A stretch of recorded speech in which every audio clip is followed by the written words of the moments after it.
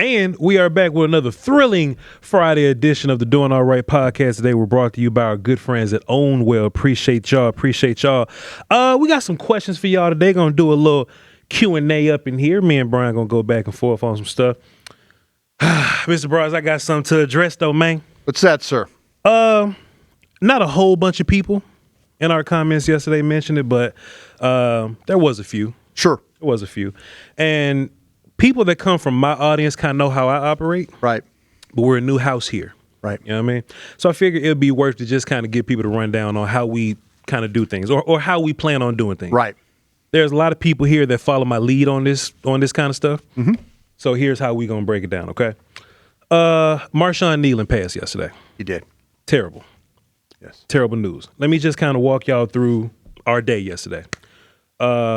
We started recording at 9. Right. It was still a rumor at the time. It was kind of going around our circles. It was in the golden phone. It was in my phone. And the one thing we not gonna do, ever gonna do, is come on Doin Alright and be like, hey y'all, we heard something. We don't know if it's true, but that's just what we heard, especially pertaining to somebody's passing. Right? If this is like a trade transaction, some news, something like that, we'll give you some rumors about that. But a rumor about somebody's passing, not gonna be able to do it. We said that we weren't going to make a statement until the Cowboys say something. Till about 5 minutes left in our show, the Cowboys kind of said something, right? And this where one of my personal barriers come into play. Because what I'm not going to do is I don't want to make reaction content out of somebody's passing.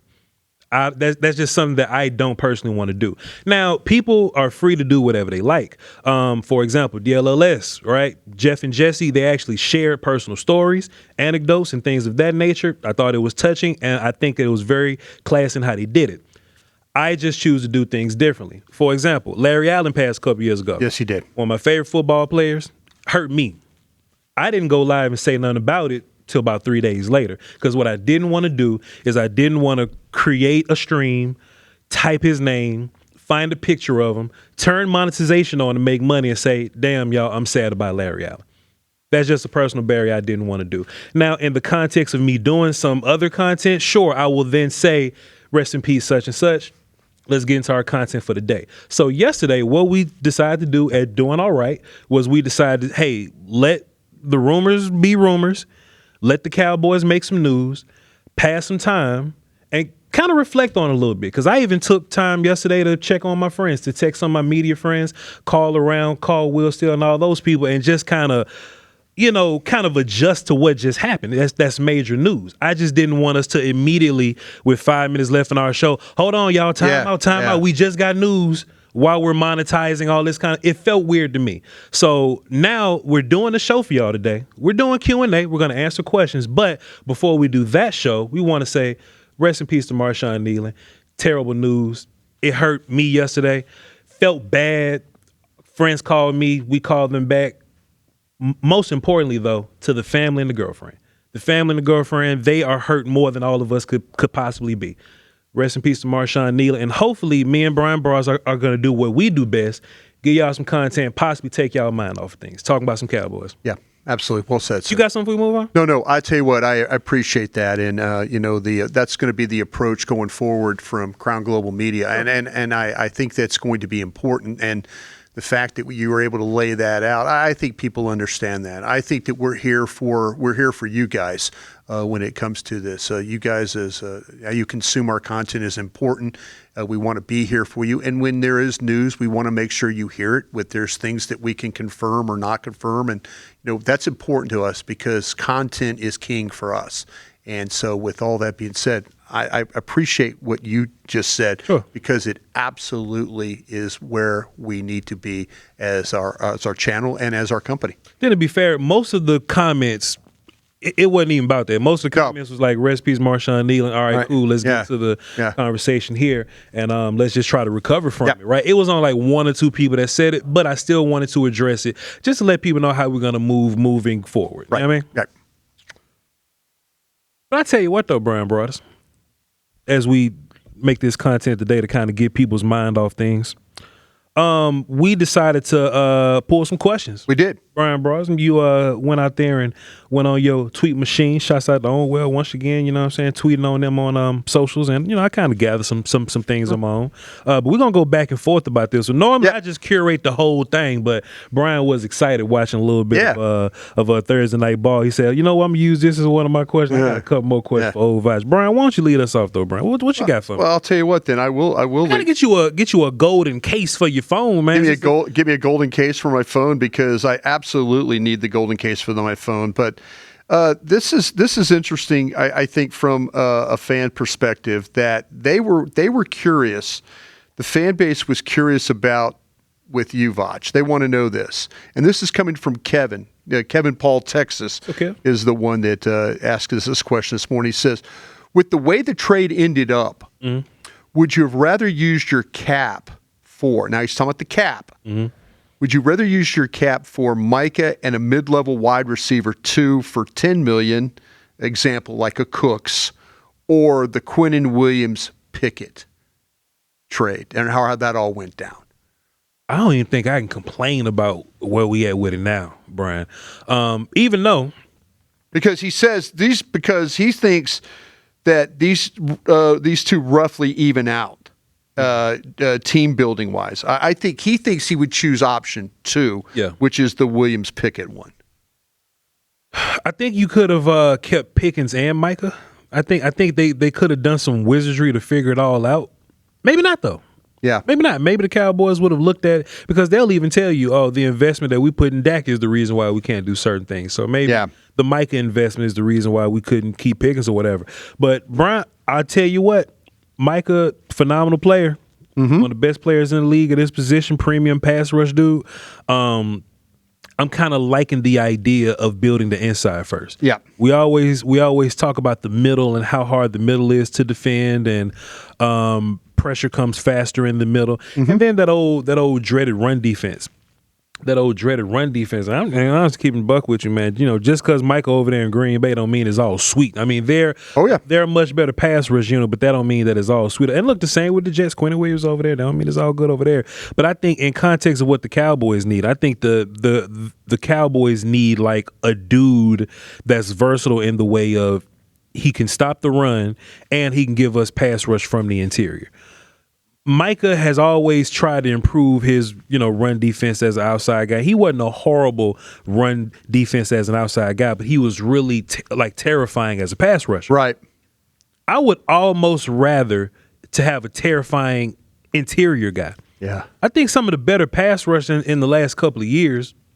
I mean, Miles is fantastic, but I think about how Aaron Donald did it. That's what I knew you were. I knew you were thinking about Aaron Donald right off that jump. And look, him and J.J. Watt was another one, right? Yeah. He was another one of those 4-eye, 3-tech kind of guys that got pressure all over the place and in the middle. I kind of rather have it that way, right? And plus, I just think that based on how you were kind of built already, I think you need a big body like that to take pressure off the interior dudes you have right now, which is Osa and Clark. Plus, here's another one right here, chat. If we just keeping the buck, everybody watching.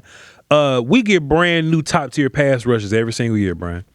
Every single year we get some brand new top tier pass rush. They just keep coming out. That's why I'm apprehensive about the generational talent conversation, right? Because you could be like, well, this guy's generational talent, but next year it's a pass rush that's just like that. Abdul Carter's a pass rush that's just like that. Me and Bryan talk about some pass rush coming out that's just like every single year. Yeah.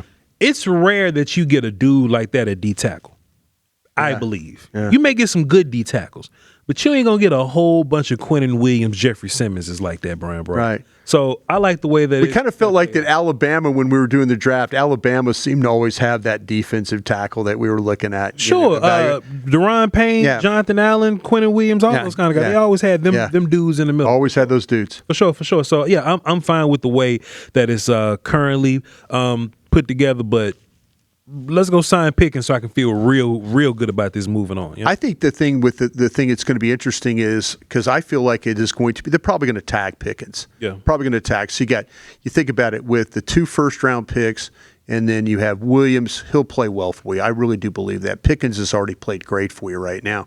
I think this offseason is going to be a lot of fun. And I think it's going to be a lot of fun because I think this team is going to look different. And I think it's going to look different. And I say this because I think Jerry Jones is starting to realize that his age is not going to allow him to have a lot of campaigns. I think that but I also think, guys, that he feels like 30 years, that everything that you as a fan base have said about 30 years and not doing this and not doing that is starting to get to him. It absolutely is starting to get to him. And his, like I said, the age, then that drought that they've had, I think the Cowboys are going to have a very interesting offseason because I think they're going to make their team look remarkably different. Bryan, you think Savon Ravel is going to be a day one starter up in here, Bryan? And you think they're going to try to work him in slowly? Yeah. Or is this like, hey, man, Elam and Bridges, we kind of know who they are. Let's see what the Revel kid has. What do you think? Yeah, no. What do you think? I think it's going to be. Revel day one. I've seen how they've worked in Kalen Carson and how they've worked him back. And Ravel hasn't played a lot of football. I mean, let's be honest. He got his knee hurt very early in September at East Carolina. He was drafted. He's been rehabbing. He had a setback at training camp. I think there are some people out there right now that at the Star that are like, they would be very excited about putting him in the lineup and going. But I think it's going to be more like with what we've seen with Kalen Carson and how he played last week against Arizona, or Monday night against the Arizona Cardinals. I think they're going to try and work him in and acclimate him to the defense. And then every week, give him a little more. That we always talk about the ramp-up period. Yeah. I think we're going to be in a ramp-up period with him. But I'm excited about the prospects of him. I really, really am. Because, I don't think it's going to be a whole bunch of waiting around with this Demo situation either. I think they're going to just throw him in there and be like, hey, man, save us. Yep. And I think they're going to probably move the same way with Revel. But we'll see. Go ahead, Bryan. This question comes from Jet Jack. What's up, Jet? Jet wants to know, what do you think the Cowboys are going to do when draft time comes around? And I think what he's asking here is, when draft time comes around, what positions are you going to focus on? So let me ask you one of my questions, Bryan, because it's in that same family. Yeah. You got 2 1s. Yes. You don't have any day 2 picks. Right. Edge, linebacker, corner, or safety. Let me make it more difficult for you, Bryan. Let me make it a little more difficult for you, bro. Hold on, you ready for this? Watch this. Here we go. You got 2 first rounders. Right. No day 2 picks, a second or a third round pick. Right. With those 2 1s, you go edge, linebacker, corner, offensive tackle, or safety. Well, you threw the offensive tackle in there. Threw the offensive tackle in there. So there's anybody on defense except a D tackle. Right. When they're going to be here. And you're trying to get rid of D tackles, honestly, I think they're trying to do. Or offensive tackle. So that's 5 options. Pick 2 of them for you ones. Give me the linebacker. Give me the linebacker and the safety. Give me the linebacker and the safety. I just don't think this team is very good up the middle. Yeah. And we'll see what happens. We'll see what happens with the addition. With the trades you made. We'll see with the linebacker from Cincinnati and what that does. But I just feel like you go out there. Listen, I've already watched this guy, C.J. Allen from Georgia. Yeah. And watching him play inside linebacker, and I'm watching him take on people and get rid of blockers and go down the line and make plays and play in cover. I'm watching all those things.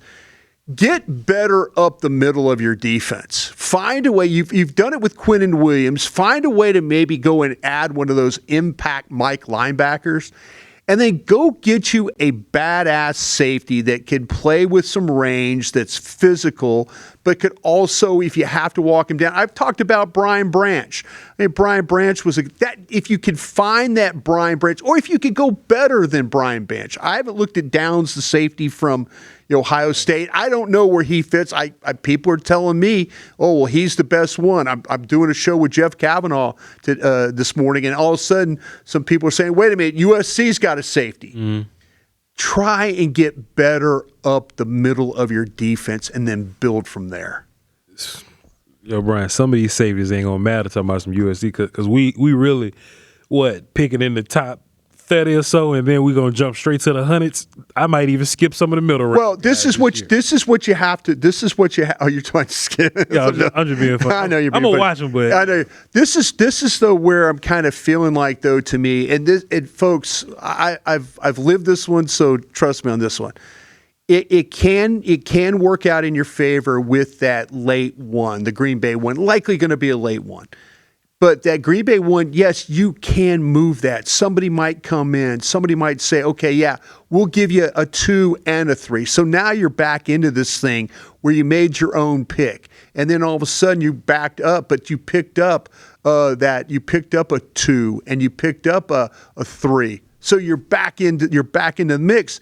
And it might be somebody from the back end of the draft or maybe the top of the second round, that those picks are going to be high picks. So a high 2, a high 3. There's ways to manipulate. If the Cowboys want to move that pick and they're comfortable moving back, say, out of the draft, you could get your 2 and your 3 back. You could get somebody very aggressive like what Detroit was coming to get that corner one year. They overpaid with that coming with the 3. So you don't fret about not having that 2 and that 3 right now. It can be moved, or like we're talking about, you can find a way. Maybe that guy's there that you want to pick and move on from there. Bryan, I feel you, but I feel like a bunch of these edge rushers not going to be there next year. You know what I mean? I'm looking at Clowney.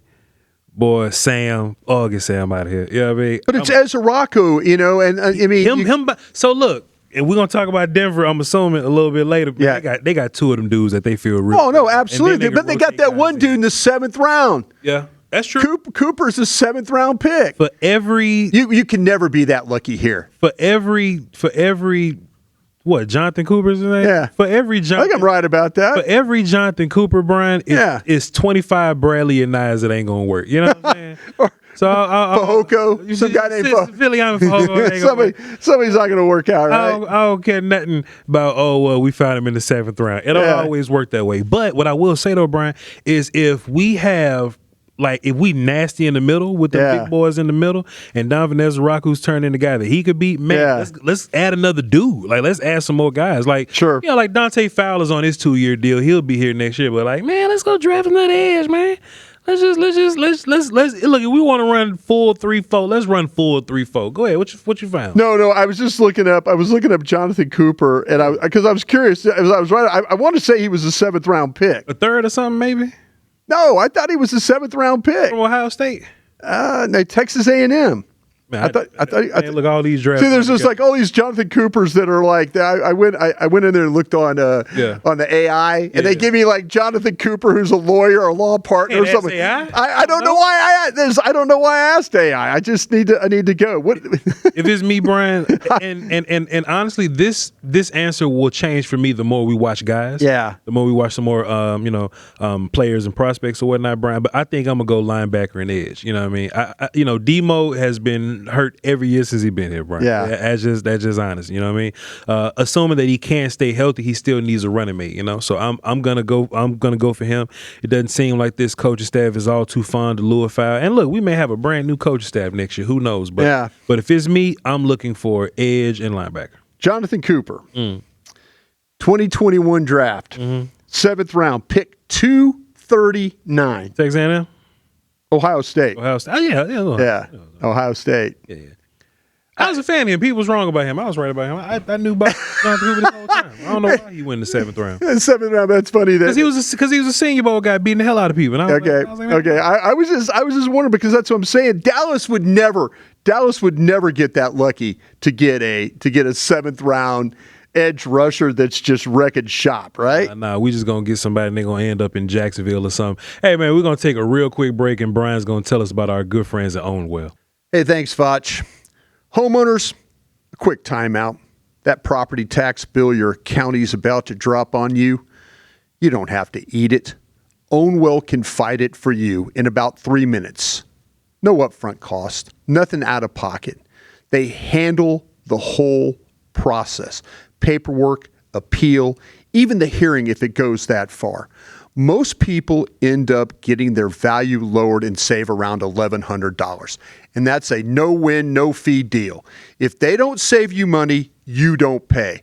Once you're in, they keep checking every year so the savings can stack season after season. Do us a solid, scan the QR code or click the link in the description. That supports our show, and it'll get you free savings estimate in minutes. Ownwell keeps it simple. Less stress, lower tax bill, more money back. Everybody wins. Tell them that Bryan sent you. Appreciate our friends at Ownwell, though, by the way, man. You know what I mean?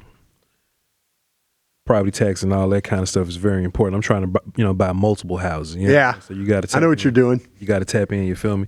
But Bryan, let me ask you this though. I started thinking about how terrible my Cowboy defense was. Yeah. Hurt my heart. Hear me out. Do you think that this Cowboys defense has possibly gotten better over time, but guys keep getting hurt?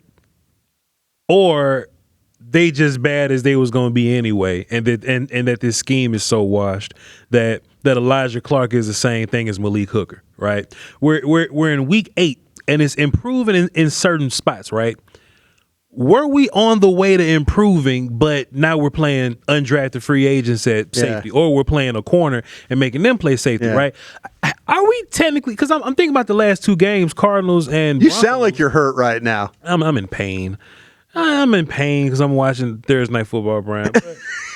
We don't have the luxury of a low-scoring game. They'll never give us that. Sure. But, Bryan, do you think that we've gotten kind of better as a defense, but the game plan for Broncos and Cardinals were get big plays in the air because their safeties are bad? Do you think that this thing is going to look totally different when Malik Hooker and Donovan Wilson come back?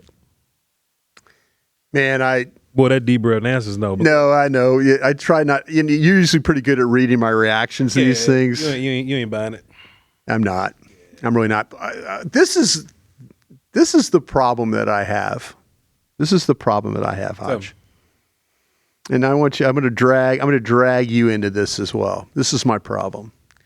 Is that how did these guys all get bad together? As a family? Yeah. Consistently? How did they all become poor players all together? You know what I'm saying? And I'm talking about the whole defense. How did guys listen, you could sit there, I could talk about scheme, you could talk about coaching. I can't tell you, Voch, how many times we're asking, oh, hey, let's see what Marquise Bell looks like here. Let's see what Nate Thomas looks like here. And not that Nate Thomas, but like these let's see players. Sure. And all of a sudden it's let's see turns into what the hell is... Man, you just as bad as all them other people, man. That's what I'm saying. Yeah. Wait, and I wonder... Flus text you back yet?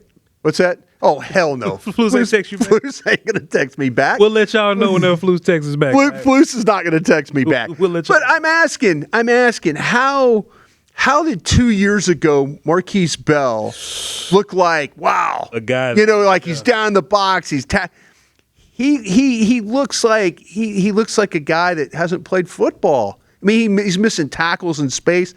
He's a guy that was one of your leading tacklers. Were these guys bad the whole time, but Dan Quinn kind of made dudes? That's what I'm asking now. That's the question. I was upset about J-Ron Curse, but Dan Quinn made that dude a player. See, that's what I'm saying. I wonder if all of a sudden these guys weren't good players. Because Dante Fowler went to go play for Dan Quinn, and he's a double-digit sack guy. Exactly. He leaves Dan Quinn, he's back to who he was. Yeah, see, that's what I'm saying. Did all of a sudden like Osa Odigizua? I mean, and I'm saying it Osa, but everybody's like, well, he got paid. I wonder if like the line coach out there in Seattle, who's the defensive coordinator now, was he that much Aiden Dirty? Was he that much of a difference maker? I wonder, did Mike Zimmer help some guys play better?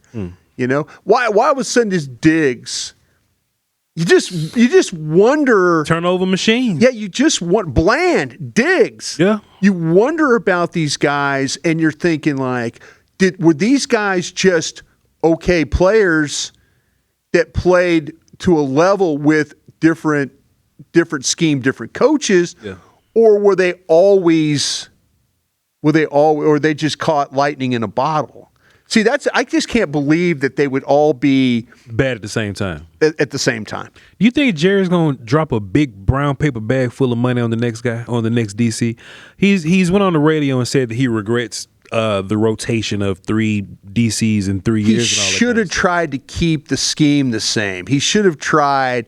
I don't think they were going to sign. I think they looked at Al Harris as a problem. So you think that maybe like Zimmer wasn't coming back, but maybe bring back Gunther as a play caller or something? Yeah, maybe it's not Joe Witt, but maybe it is Aiden Dirty. They're trying to fire Joe Witt over there, but yeah. Yeah, but you know what I'm saying? You know what I'm saying, though? That's kind of where I'm at right now. I want to believe. I think it's more with the coaching.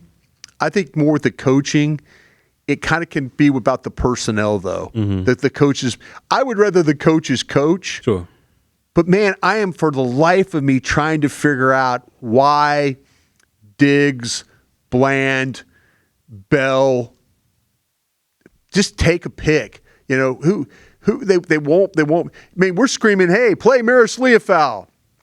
You play Maris Leofau, and he doesn't always do what he's supposed to do.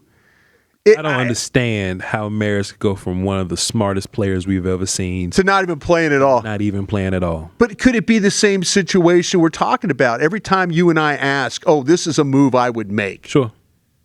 We wanted Nate Thomas to get some burn. And Nate went out there and got whooped. Nate. Yeah. I think that's different, though. I think that's Nate ran it. He ran into some competition at the end of a game and it got bad for him. I think it was all just pass rush only and he couldn't. I think that's different. And you know, we can look at Shotty and say something about Shotty, but the offense, I mean, you can live with what you're doing on offense, man. The defense, I think the offense might have lost that game for you the other day. Bryan, it's never acceptable for Jacoby Brissett to drop that amount of yards. But I'm saying, though, you held him to 27 points. You were this offense that was scoring 30, 40 points a game. Can you realistically ask them to do that every game, though? Realistically, nah. It might, but not it every might, game. Well, it's like asking the defense to hold somebody to 27. Can you realistically ask them to do that? That's a lot of points, but if they do, we win more games. That's what I'm saying, though. We win more games. Yeah. This will be the one time where holding somebody to 27 didn't work. But I just think also, too, it's how you get to 27. Right. Right? If it's like a slow burn, if it's 7 points per quarter, and the last quarter is like 6 points, right? Yeah. Then the Cowboys are in the game the whole game. Right. If it's 20-3 in the third quarter, or 24-3 in the third quarter. Yeah. Damn, big dog. Now you know what I'm saying? Yeah. It's nonsense, Bryan Broaddus. But go ahead, please. You got another one. Yeah. This one comes from let's see. It's Giddy Up, I think is how you would say that. Shouts out to Giddy Up. I think it's a Giddy Up, but it's got the Go Heels. So I'll say Go Heels, too, because my guy Mike Lombardi's Go Heels. Shouts out to Mike Lombardi. Yeah. But, okay, people are talking about Osa not showing up post-contract, but with Williams now beside him, won't it be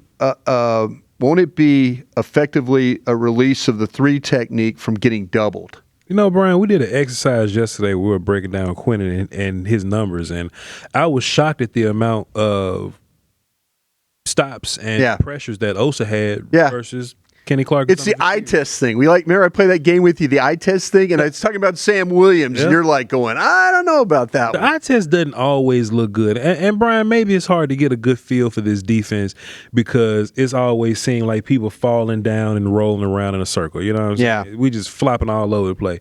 But according to the numbers, Osa hadn't been as horrible as he looked according to the eyes, Bryan. You know what I mean? Yeah. But to their point, yeah, Quinnen Williams should free Osa up. I think it's bigger than that, though, Bryan. I think it's bigger than that because that's still, just because you got Quinnen Williams in there, that's not stopping teams from double teaming Osa. Right. What'll stop teams from double teaming Osa are edge guys beating tight ends. That'll do it. I've broken this down on film before, and I told y'all it was going to be on the test. Y'all need to write it all down. But when you get double teamed in the middle, you're going to eventually run out of offensive linemen, Bryan Broaddus. But getting double teamed in the middle, that means that they're relying on their tight end to block one of your edge guys one-on-one. By no means should our edge guys be getting blocked by tight ends one-on-one. If our edge guys, in which the last couple of games they kind of been doing that, Clowney and Donovan Ezraku have kind of been doing that. If you punish those tight ends, it'll make teams adjust to put tackles over there. Yeah. That just kind of is what it is. Now, to free up the inside, you put an edge over there and make him tear shit up. You know what I mean? So just as much as they doubling Osa back then, they can double Osa now. But I think Quentin Williams, by the numbers, by the way, Quentin Williams is a little better whooping double teams than some other guys are. Right. I think it's going to help a couple of different guys. Everybody says, "Oh, we'll help the linebackers." It'll help the linebackers because guys won't run up on them. These linebackers will take themselves out of place. They don't need you know. They'll overrun plays. They'll miss tackle, or they just won't react. You know, it's not about Quentin Williams eating up double teams. It's about, can you have, and maybe you will have linebacker. Maybe Logan. Do you think there's going to be big change next week, Brian? Yeah, I do. With two new linebackers, I do. Quentin Williams, maybe Simone Ravel, and healthy safety. I do. Big change with defense? Heck yes, I do. Yeah. Heck yes, I do. I think they've watched this for 9-10 weeks, and they've said, we've got to do something different here. And I'm going to ask you this question here, as again we're doing our Ownwell fan questions on Friday here. DJ Major wants to know: do you see Carson more snaps on defense? I say yes. You have to. I say yes. You have to. Yeah. I think that they're getting to the point in time where it's like you've seen how poorly this defense is played at times. Sure. And if it means going and just what can happen worse? What can happen worse? That they give up more pass plays? Because Bridges is like a target, you know? That's what I'm saying. They're finding. They're going after Bland too a little bit. It ain't nothing we can do about them going after Bland. Bland's got to play better. Yeah. But going after Bland typically don't always benefit the other side. Right. Marvin Harrison Jr. is just a number one. Maybe Bland's not the guy that should be covering number one receivers. We should figure that out at some point. But it don't matter when it's been, what week, what wide receiver Bridges has been targeted by not Marvin Harrison guys. Right. At least I can look at Marvin and be like, well, Marvin talented, and they're doing the right things, getting the football to him. You asked the question if I felt like that they're going to be big changes. Sure. Are you leaning towards no big changes? Are you thinking, a coach is going to come back and they're going to be – this to me is very reminiscent of Mike McCarthy. And I love when you go after Mike McCarthy, by the way. I ain't lying either. Yeah, you're not lying. But this is very reminiscent of like all of a sudden it's like Dak and others go in and say, hey, we need to change the offense. I think that if I'm Jerry Jones, Stephen Jones, Will McClay, I walk in, Brian Schottenheimer, I walk into Matt Eberflus and say, by the way, Matt, you're going to have 5 new players on defense this week. Figure that out. Yeah. Scheme that up. That's on Shotty for sure. Yeah. I mean, if I'm the head coach of the Dallas Cowboys, I walk in there and tell him, you're going to have 5 new players on defense. Yeah. You better go make some good of it right now. Yeah. And not just you got Quentin Williams, big dog. And look, I sounded funny when I said it. I forgot what platform I was on when I said it. Too many platforms. It's probably this one. I was like, man, it was on the break. I was like, man, if you got Quentin Williams and you go out there and look crazy versus the Raiders, you getting fired at halftime, my boy. Yeah. It's that serious. Yeah. It's that serious. You know what I mean? You could be like, well, we got the scheme. We just don't have the talent up front. Man, ain't no better talent up front. By the numbers, you got the number 1 run defending defensive tackle in the league. Yeah. I wish Flus would come out here with that mess. I'm watching Carson now while you talking, bro. I got some Carson film. Well, what I did was I just wanted to make sure. I wanted to make sure if Carson was a guy that when you watched him play, did he look comfortable? Did you see like, okay, the ball didn't go his way, but was he getting double moved? Was he out of phase? Was he in zone coverage? Was he not reacting? Was he standing still? I liked what I saw from him just from a movement and just an understanding aspect. I think he's going to get more reps. I think he's going to get more work. So I'm all about that. Can I ask you one more question? Hell yeah, Mr. Broaddus.